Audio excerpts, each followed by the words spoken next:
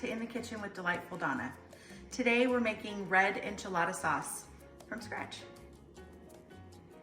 Here's our ingredients. So we have, in this little container, we have 3 tablespoons of flour, and then we're gonna use some oil, which we'll bring in.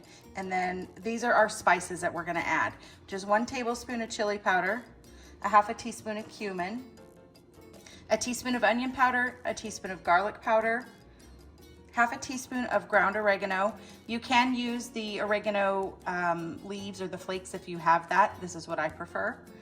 And a half a teaspoon of salt, 2 tablespoons of the chicken tomato knorr seasoning, the bouillon powder.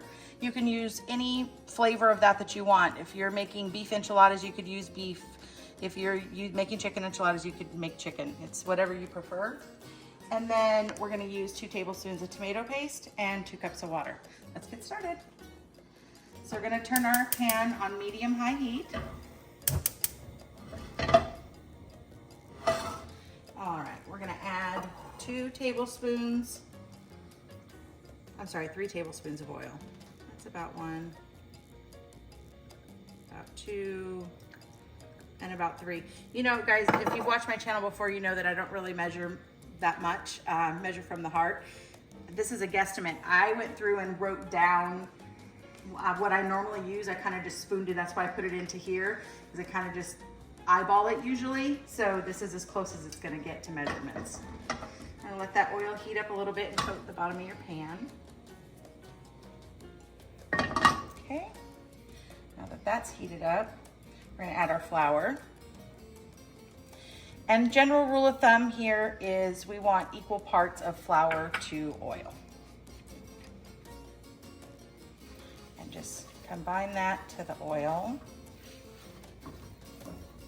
and let that start sauteing a little bit. And just trying to really cook the flour taste out. Like we always talk about making a roux, that's exactly what we're doing here, is making a roux. Remember that once we add liquid, that this flour oil mixture, the paste, if you will, that this is what's gonna thicken up the liquid that we add. So you don't need a lot of it, but you do need a little bit. You could use cornstarch for this also instead of flour. I just use all-purpose flour because I have it on hand. Cornstarch will make your gravy or sauce kind of translucent. It kind of creates a different color. When you use flour, it creates a little bit of depth in the sauce. So like I said, we're just gonna stir this around for about a minute or a minute and a half. We wanna just cook out that flour taste. And then we're gonna this is gonna go very quickly. Once we get, I'll say this is the hardest part, guys. Just sauteing this around, because everything else is just gonna kind of go in at once, and we're going to go very quickly, and it's gonna come up and get thick pretty fast. All right. And this sauce is very versatile. You can use this to make chili Colorado, which I think we've made on here before. Go back and look for that, or we'll pin that recipe right up here, that video up here. You can use this to make enchiladas. You can use this for so many things. Very versatile sauce. This is kind of the base as well to making like your menudo or red pozole. You know, a lot of those soups that use a red chili base, that's what this is. All right, here we go. We're gonna dump in all those spices that we already mentioned, and we'll put those amounts up on the screen. All right.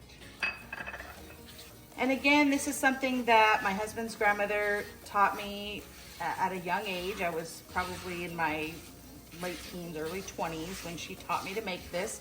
Happens to be one of my husband's favorite dishes, and in turn also was my dad's favorite meal was red chili. So, all right. And the chili powder that I use, you can use any standard chili powder that comes in the spice aisle. The one that I use is from the kind of like Latin area where all the spices are, and that is, I use the New Mexico red chili, but you can use any type you want. Now we're gonna add some tomato paste, and this is just gonna give it some volume and depth to the sauce. We're gonna turn our heat down to about medium and add our water. Steamy on the camera. And that was 2 cups of water if I didn't mention that already. And we're gonna stir. The idea is just get the lumps out as best you can. Keep stirring and stirring. All right.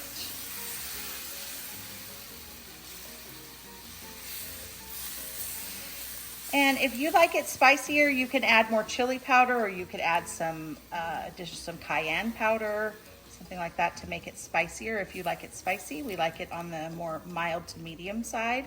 So that's what this recipe is, with the 3 tablespoons of flour and 1 tablespoon of chili powder makes it about, like I said, mild to medium.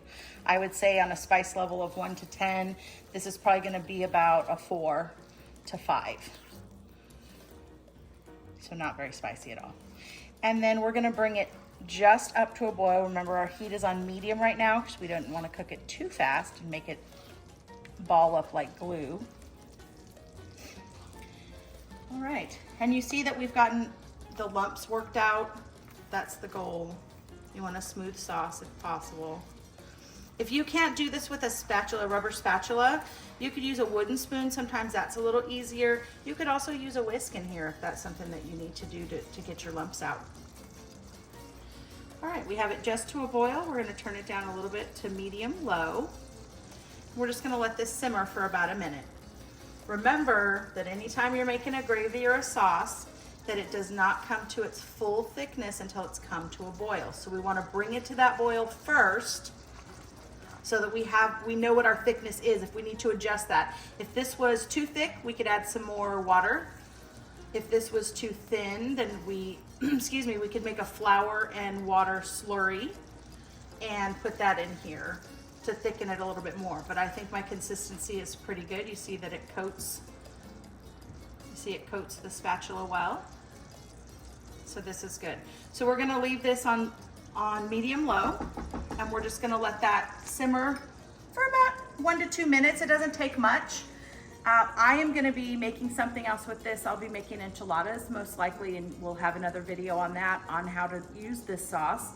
And so I'll store this, and then we'll use it in a day or 2. I like to do this kind of thing on the weekend and do my prep for the week. So I make the sauce, and then during the week after work, you can just kind of throw together your enchiladas. Your sauce is already made, and it's just one step ahead for the week coming. So once this is sauteed, then we'll let it cool. We'll put it in a jar and put it in the refrigerator. If you wanted to use it immediately, you certainly could. You can just turn it off and then use it for whatever application you want to use it for. So thanks for watching. I hope you guys enjoyed this video. Leave a comment below if you have made red chili sauce before from scratch, and let me know how you like this recipe. Thanks guys, bye.